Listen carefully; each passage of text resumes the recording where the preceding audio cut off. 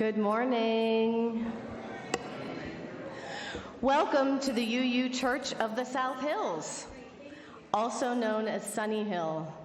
Our mission at Sunnyhill is to create a more just and compassionate community within and beyond our walls.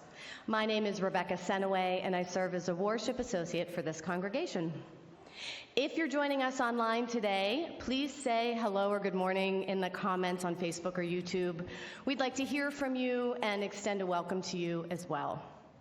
For those of us who are here in person, a reminder to silence your electronic devices so that we can enjoy this insanely beautiful service today, completely uninterrupted.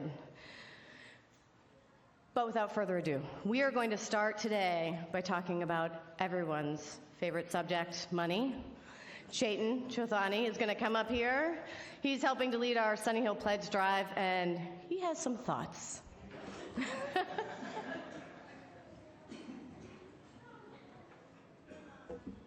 Good morning. My name is Chetan Chothani. I'm your stewardship chair. I'll be leading the canvas this year when you make a pledge to Sunnyhill. I want to start by saying I absolutely hate it when people come to me asking for money. So I figured I'm probably the best guy to stand here in front of you and not ask you for money. So I grew up in India in the Hindu tradition, and we had no such thing as annual canvas or pledge or any of that stuff. So when I first came to Sunnyhill, it was very foreign to me that, you have to pledge up front, you're going to give some money, and, why? And my wife grew up in the Catholic tradition, so she was very familiar with this thing. So of course, one of the first thoughts that came to my mind is, what is my fair share? How do I figure that out? And I put on my engineer hat and went right into engineer mode and said, I can figure this thing out. It's easy. It's a simple equation. Okay, let's look at what's the budget and how many pledge units there are. Divide the budget by the number of pledge units, and I got my number. That was my fair share. But then, after thinking about it a little bit, I came to realize that that equation was too simple. There's other factors in there, right? So for example, somebody who is pledging and is an individual that comes to church versus somebody who is pledging that's a couple versus us who were a family with 2 kids who use the RE program, which, we're taking advantage of more offerings. Clearly that's not all the same. So that's another factor in my equation. The equation is starting to get complex. And then what about the fact that young families who are at the early stage of their careers and have additional expenses of kids and so on, versus people who are somewhat advanced in their careers, their kids are gone, they're making more money. How do you take that into account? And what about those seniors who are living on fixed income? Or how about the disparity in income, somebody who makes, $30,000 versus somebody who's making $100,000? So very quickly the equation gets really, really complex, and you start using differentials and integration and derivations and so on. And unfortunately, I'm here to tell you that I do not have an equation to share with you.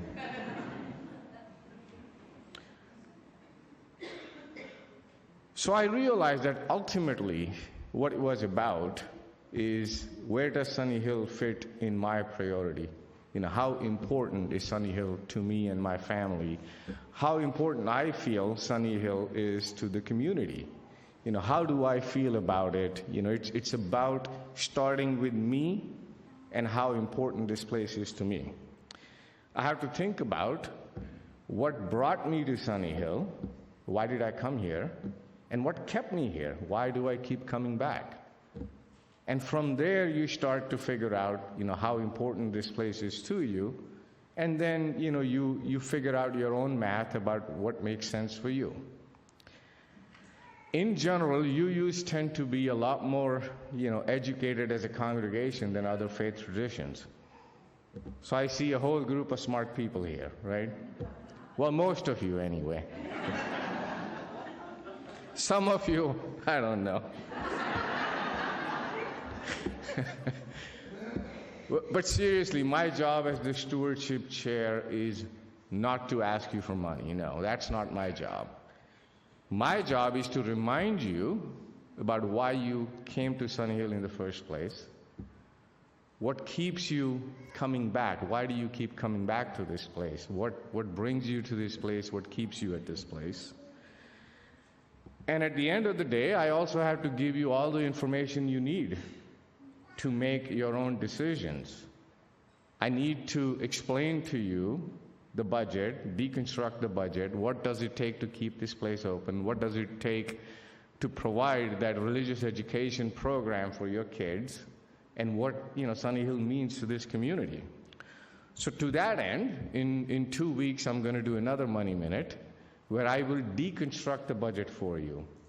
So coming soon in 2 weeks. Thank you.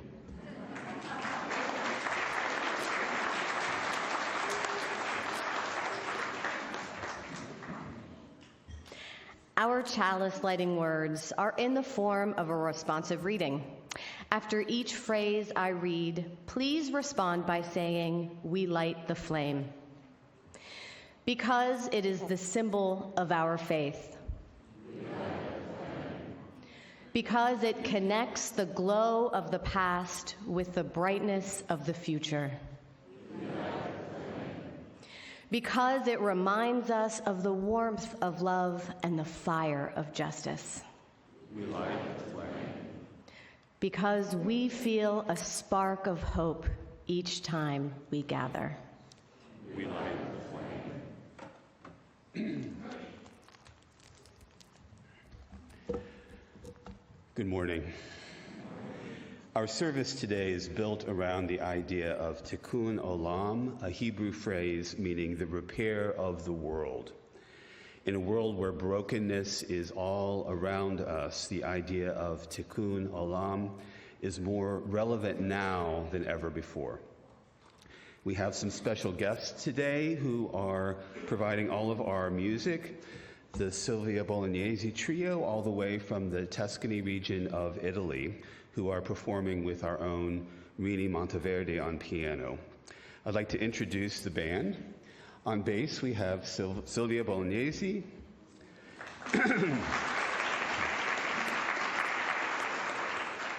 On drums, Sergio Bolognese. And on trumpet and vocals, Emmanuel Marsico.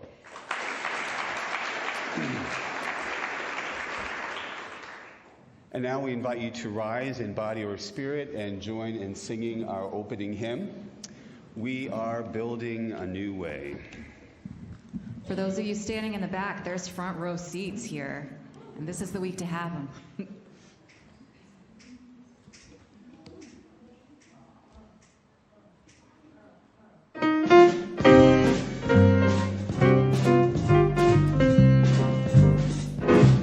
We are building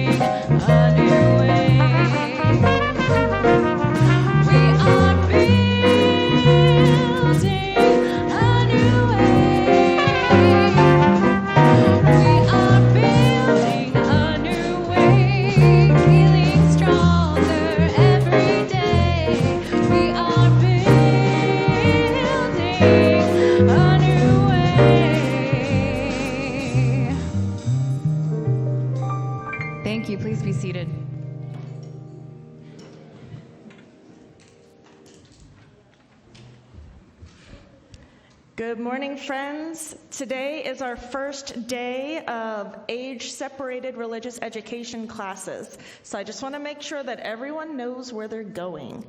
So all of our friends in grades pre-K, K, and first grade are going downstairs to the Rainbow Room. If you're in second, third, or fourth grade, you're going to go downstairs to the big room in the middle. And if you're in grades 5th, 6th, 7th, and 8th, you have the furthest walk of all. You're going right through those doors into the choir room, right across the hallway right there. And all of our youth group, which is for high schoolers, that is starting at 10:30, and we'll be meeting in the youth group room downstairs. And for all of our parents and caregivers, RE ends at 10:10. If you could go to your classrooms to retrieve your students, that's where they'll be waiting for you. 11:10, sorry, thank you, 11:10. Thank you so much. And we are going to go straight to class today. We have lots of stories and fun waiting in the classrooms. All right, and we will sing the children out.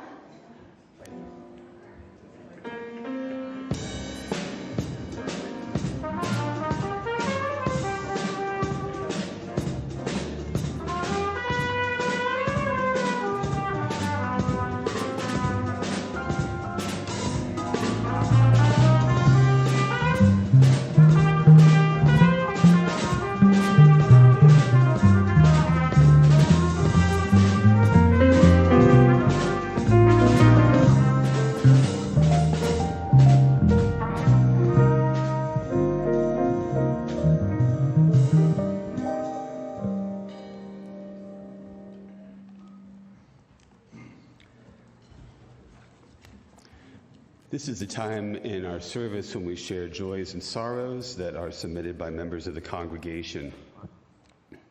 After each joy or sorrow that I read, please respond by saying, "We hold you in our hearts." From Wendy Bell and Michaeline Stabile, a sorrow.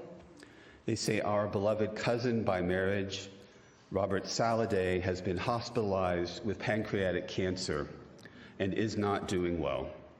His wife and our cousin, Chris, is in remission from her lymphoma cancer, and having lost her daughter, Rachel, to cancer, is wondering what will come next." To Wendy and Michaeline, Robert and Chris and their family, we hold you in our hearts. From Chris Simsick, sorrow. Chris says, "My friend Neil Sheikh passed away on September 13th. His wife Pam and their 3 children are grieving, as are his many friends." To Chris and the friends and family of Neil, we hold you in our hearts. Brad Convis has a sorrow. He says, "Some of you know that during the pandemic, I left my corporate job and took a risk getting training and starting a home inspection business. After 3 hard years and some health issues, I must shut it down. So now I'm in the hallway, feeling pretty vulnerable, looking for the next door to open, preferably a full-time opportunity providing training and support remotely or for a local company. Because Pittsburgh is my home now, and Sunnyhill is where I get my spiritual batteries recharged." To Brad, we hold you in our hearts. A joy from Margot Petro. She says, "This is a double joy. My dear brother Brett is here with me today after driving from St. Augustine, Florida, to help me move to Encore on the Lake, a beautiful independent living place. He has always been one of the most supportive people in my life all through the years. I'm so very thankful and blessed to have him in my life and to find such a great place for my next step. P.S., Margot says, Encore is only 8 miles from Sunnyhill." To Margot and her brother Brett, we hold you in our hearts.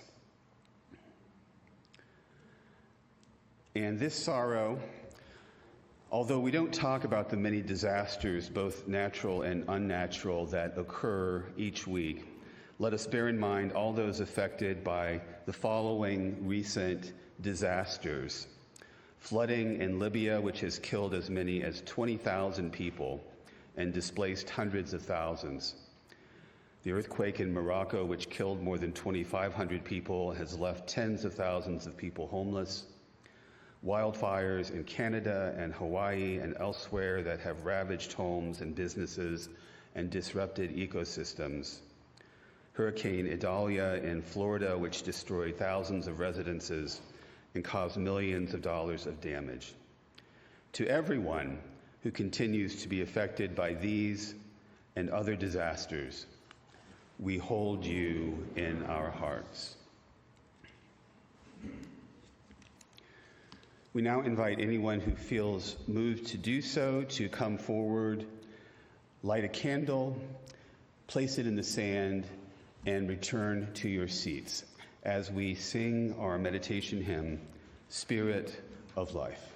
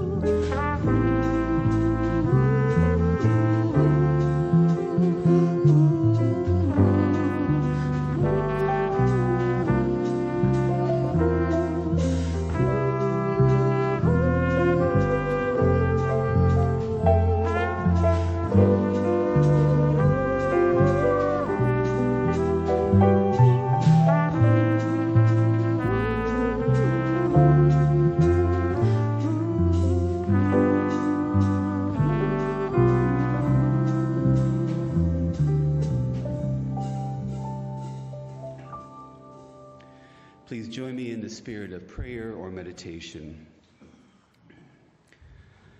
Amid the storms of life, in whatever form they take, amid the fracturing of all that once seemed solid, amid feelings of being lost and adrift in chaos. We pause to reach within and among ourselves, that we might sense the spirit of life itself, might experience its steadying presence. The whirling storms subside toward stillness. That which is fractured begins to heal. And we begin to find our way again. When we pause to reach within and among ourselves, we sense the spirit of life begin to emerge, a sighing presence in the storm, in the brokenness, in the chaos. Let us pause for a moment of silence so that we might sense what lies beneath.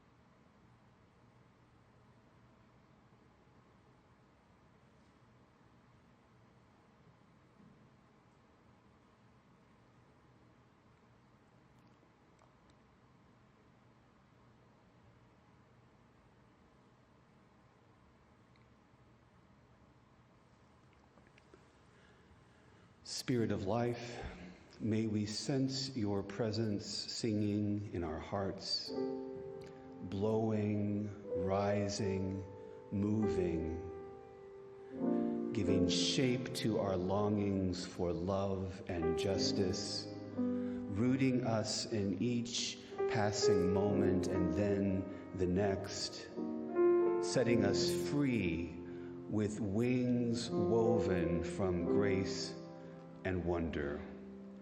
Come to us, hold us close, now and always. Amen.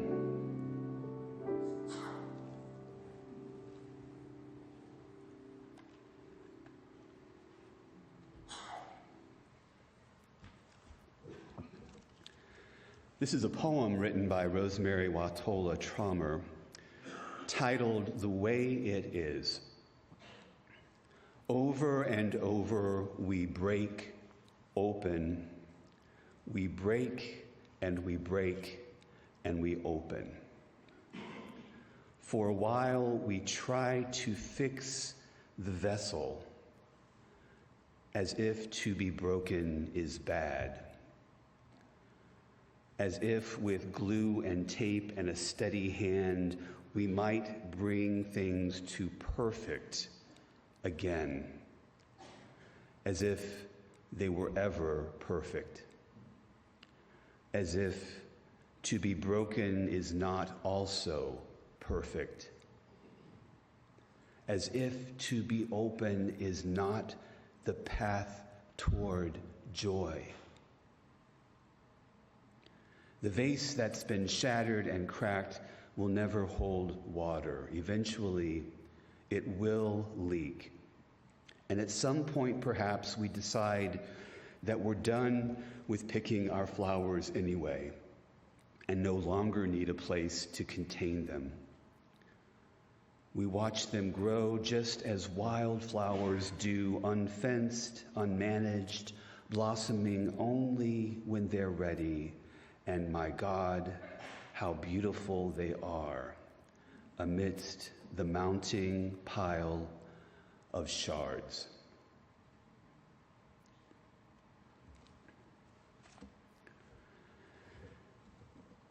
There are at least 3 basic truths about the universe and the world as I know it. The first is that things break. Call it entropy or Murphy's Law or whatever else you like, but things break. They stop working for one reason or another. The second is that at the very deepest level, everything is connected to everything else. Nothing really exists in a perfect vacuum. That's our seventh UU principle about the interconnected web, the interdependent, the web of interdependence. The third basic truth is that despite a fundamental brokenness, we can work to make things better, and because of our interconnectedness, the repair work that we do, however small it might seem to us, has an effect on the whole. So in short, those three truths are brokenness, connection, and possibility, especially the possibility of repair. Richard Rohr, one of my favorite spiritual teachers, talks about how one arrives at a place of wisdom where these basic truths begin to make sense. He speaks of the difference between the first half of life and the second half of life. And these two halves, by the way, do not necessarily correspond to chronological age.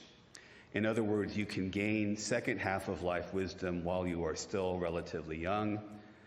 And conversely, I suppose, you can live to a very old age without gaining any wisdom at all. But what Rohr says is this: to live in the first half of life is largely a matter of survival. All it takes is what some call the reptilian brain. And like any good reptile, it is largely concerned with reproduction, food, and survival. All that is important at this stage is my private moral superiority, and that is as far as first half of life values can get you. Identity, security, and boundary questions are basically concerns of the ego. That does not make them bad, but they are just a starting point. Our politicians continually assure us that they will keep us safe, and this is usually enough to get them elected because most people are not yet asking higher questions in the hierarchy of needs.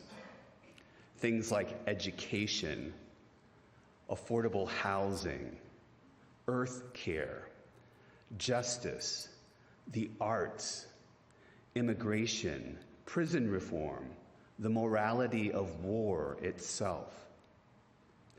Rohr continues, in order to arrive at the second half of life wisdom, one has to realize there is an incurable wound at the heart of everything. This wound at the heart of life shows itself in many ways, but holding and suffering of this tragic wound, your persistent but failed attempts to heal it, and your final surrender to it will ironically make you into a wise and holy person. It will make you patient, loving, hopeful, expansive, faithful, and compassionate, which is precisely the second half of life wisdom. The poem that I read a few minutes ago expresses this same thought, that there is a kind of breaking open that must happen in order to gain a deeper and wider perspective on life. During the pandemic shutdown, most of us experienced a kind of breaking open, a kind of shattering, a kind of woundedness that was especially pronounced because of our disconnection from other people. If we learned nothing else from the pandemic, I hope that we will at least remember the importance of human connection, of being in the room with other people, the power of our simply being human together. The piece we're about to hear from the band, A Frame in the Crowd, I think speaks to this sense of human connection, especially the connection between musicians and listeners, and just how much impact the listener has on the music and the music makers. I'll read the lyrics to this song before the band plays. Crowded room, filled with chatting sounds, I froze you there. No more talking, no more time, I froze you there. In the crowd, froze your face, saw your grace. I saved a gift of life.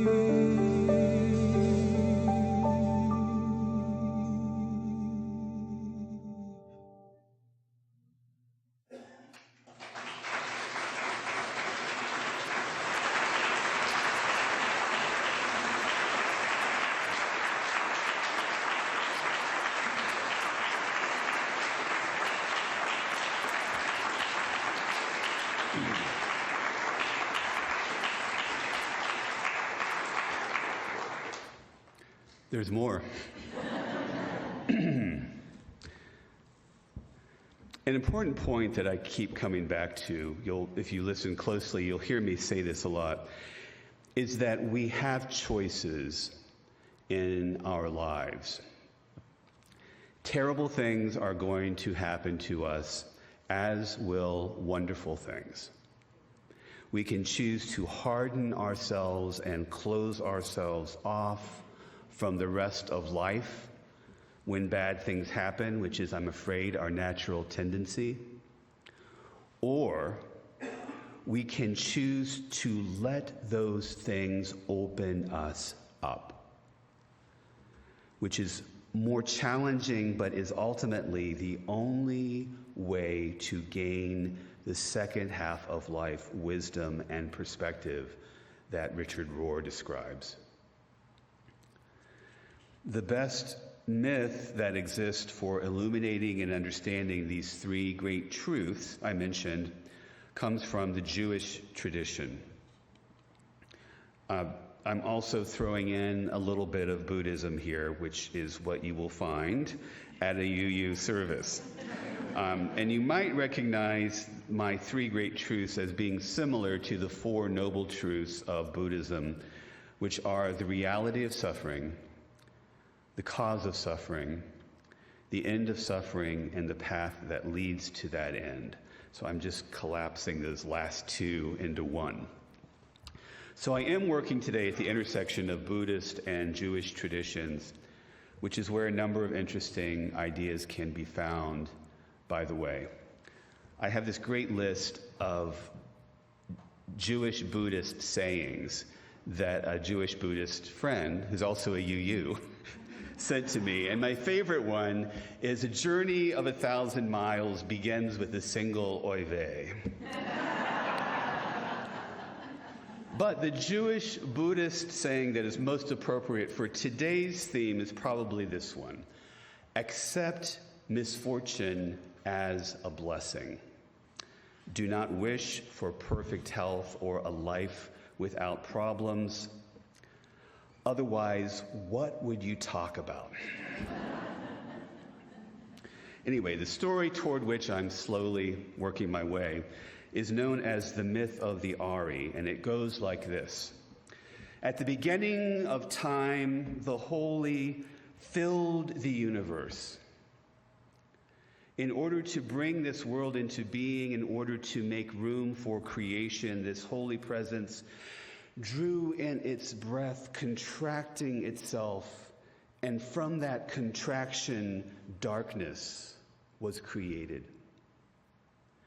And when God said, "Let there be light," the light that came into being filled the darkness, and 10 holy vessels came forth, each filled with primordial light. And those 10 vessels were sent forth like a fleet of ships, each carrying its cargo of light. Had they all arrived intact, the world would have been perfect. But the vessels were too fragile to contain such powerful divine light. They broke open, split asunder, and all the holy sparks were scattered like sand, like seeds, like stars. And the sparks fell everywhere. That is why we were created, to find the sparks wherever they are hidden and to gather them together. And when enough holy sparks have been gathered, the broken vessels will be restored, and tikkun olam, the repair of the world awaited so long, will finally be complete. Therefore, it should be the aim of everyone to raise these sparks from wherever they are imprisoned and to elevate them to holiness by the power of our souls. This story, this myth, is remarkable, I think, for a number of reasons. First of all, it was somewhat late in coming. It was written in the 1500s by Rabbi Isaac Luria of Safed, who was known as the Ari, which means the lion. By this time, in the 16th century, the foundational mythology of Judaism had already been in place for thousands of years. In fact, most of the major religious traditions already had their mythology worked out long before this time. But in this case, we have a relatively new myth, and we know who invented it rather than being written anonymously, as is the case with most such stories. Second, I think it's remarkable because it brings together a number of stories from the book of Exodus. At the time that this myth came into being, groups of Jews had been recently exiled from Spain and were scattered throughout the world. So the Ari drew elements of this story from the book of Exodus to examine the theme of exile and redemption, which might be thought of as the central theme of Judaism. So particular parts of the story that are related to Exodus. First of all, the part about God contracting himself is similar to a passage in Exodus about God contracting himself to fit into the makeshift tabernacle that the Israelites constructed. The breaking of the vessels calls to mind the smashing of the stone tablets after Moses comes down from Mount Sinai. And the gathering of sparks echoes the gathering of manna, which nourished the Israelites in the wilderness. A third remarkable aspect of the story is the extent to which it can be universalized. It's very much a Jewish myth and spoke to Jews of that time, but it also speaks across the ages, and indeed, I think it speaks very clearly to our own era and our own challenges. And out of this myth arose this idea of tikkun olam, the repair of the world. Unlike the Christian idea of original sin, which posits that the fall of the world is a result of the sinful actions of humankind, starting with Adam and Eve, this myth asserts that the brokenness and separation started long before humankind or the earth itself were created. But whatever the cause of brokenness, it is up to us to gather the sparks that are left. It is up to us to look for these holy sparks and lift them up to work together toward the possibility of restoring some kind of wholeness. Brokenness, connection, possibility. This next musical piece, Diani, was written, I believe, in honor of the double bass player Johnny Diani. This piece speaks to the idea of the spark of fire of the holy that dwells in each person's heart and that seems to shine especially brightly in certain individuals. The lyrics were written by Griffin Allen Rodriguez, who is also with us today, happens to be Sylvia's husband. The lyrics read as follows: "The smoke in your hand reflects the fire in your soul. A sideways glance and a smile, the meaning of your movements and the grace of your gestures, conveying all the desire to express the full blaze of your inner fire."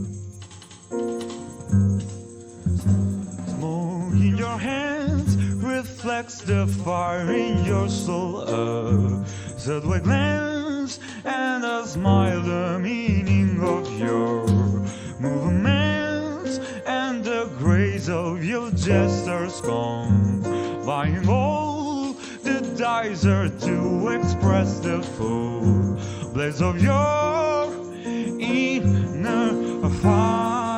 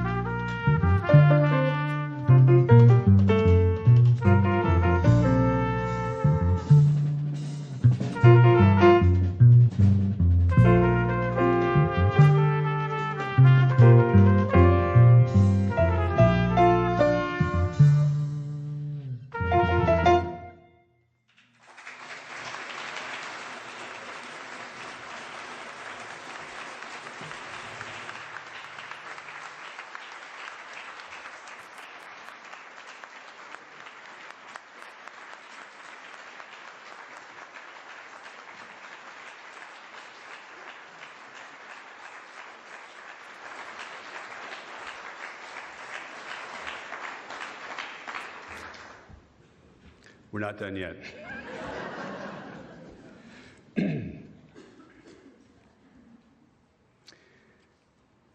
Rabbi Sandy Eisenberg Sasso wrote, "We have a name for when day fades into night and a name for when night just opens into day. We call the light that is neither day nor night dusk and dawn. These are the delicate boundaries, neither dark nor bright, where one time blends into the other. We also have a name for the light that is neither sun nor moon, where one generation folds into another. That spark of primordial light is called a soul. A soul is not created out of nothing. It grows out of the hidden light of old souls, and you can see them in the face of each newborn child. To see this and know it for the miracle that it is," Rabbi Sasso concludes, "is to discover where that first light is hidden and to witness creation being renewed. It is to achieve the skill sought after by the great Hasidic teacher, Rabbi Nachman of Breslov, of dancing while standing still." There are holy sparks everywhere. It is up to us to look for them, to recognize them, to hold them up in the midst of the brokenness all around us, and in so doing, help bring about Tikkun Olam, the repair of the world. I hope and pray that we will work toward this recognition and this possibility, this second half of life wisdom, which enables us to dance while standing still. May it be so. Amen. And now we're going to dance while singing This Little Light of Mine. Please rise upon your spirit.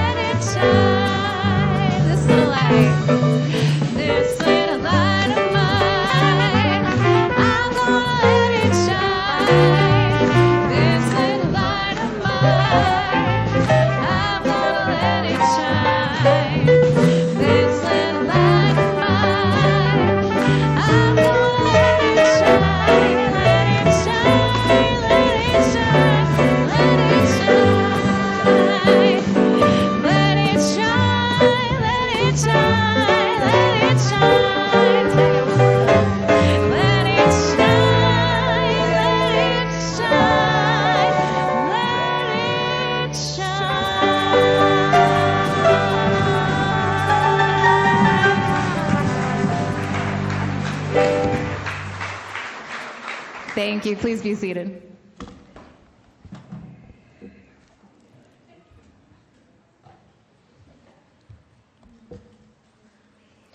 Today's designated offering will benefit HIAS, H-I-A-S, formerly known as the Hebrew Immigrant Aid Society.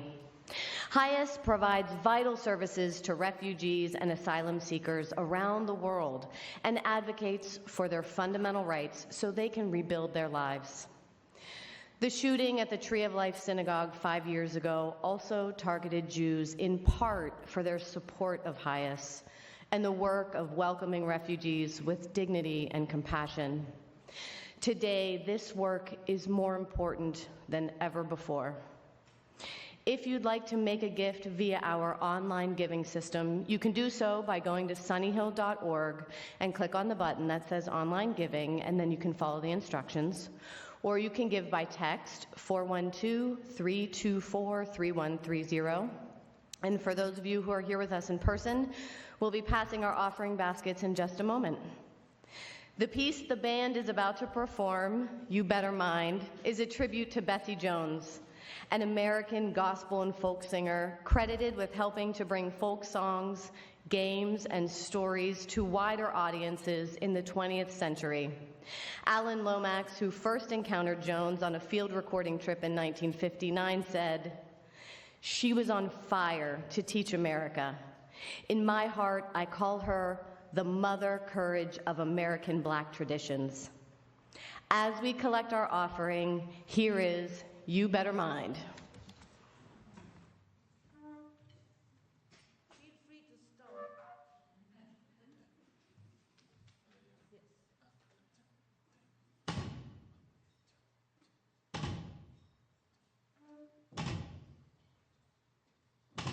You bear in mind, you bear in mind, you got to give an account at judgment. You bear in mind, you bear in mind how you do, you bear in mind what you're talking about. You got to give an account at the judgment. You bear in mind. You bear in mind how you sing. You bear in mind what you're singing about. You got to give an account at the judgment. You bear in mind. You bear in mind.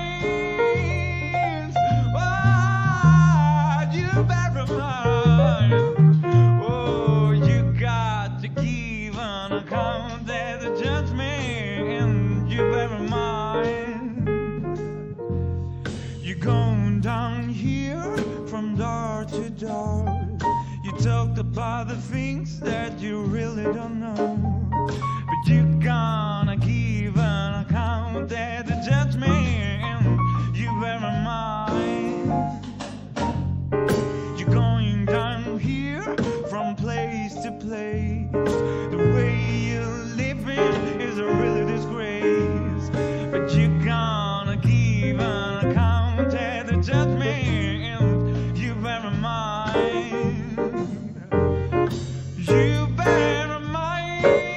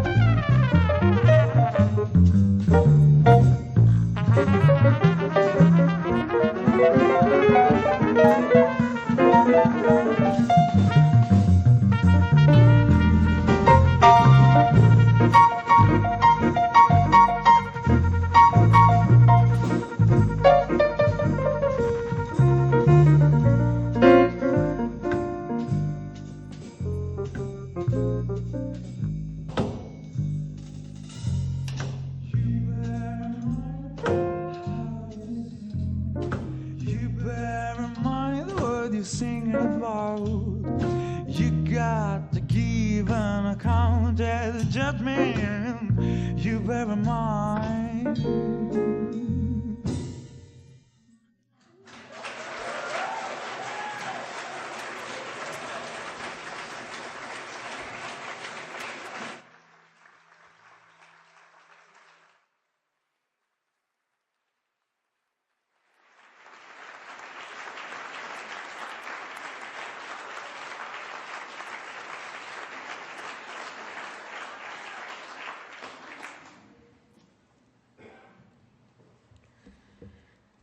Please join me in saying the words for extinguishing our chalice.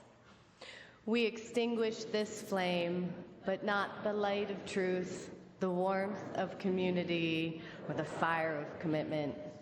These we carry in our hearts until we are together again.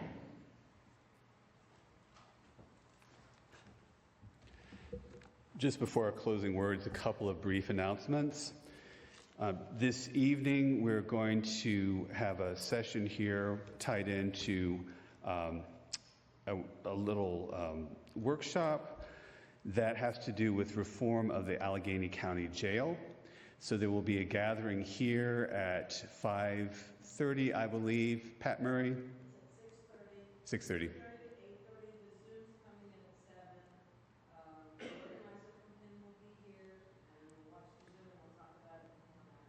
All right. So it starts at 6:30. There's going to be a Zoom aspect that we'll do at 7, and there'll be a pin. Donna Kaufman is providing the food, so yay for that. Also, after this service, give us maybe 10 or 15 minutes to get organized.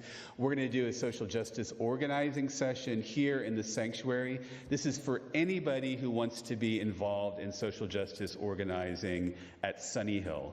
We want to get this new church year started right and start to get organized around particular social justice issues and ways of going about working on them. So please come back in the sanctuary in about 10 or 15 minutes. For now, we'll close with these words. When I say go in peace, I don't mean go in mindless oblivion. When I say go in peace, I don't mean go without challenging yourself or others. When I say go in peace, I don't mean go in utter ease or comfort. When I say go in peace, I mean go in peace seeking justice. I mean go in peace committed to equal rights and opportunities for all. When I say go in peace, I mean go in the peace that is created when together we build communities of true solidarity, deep compassion, and fierce, unrelenting love. Go in peace.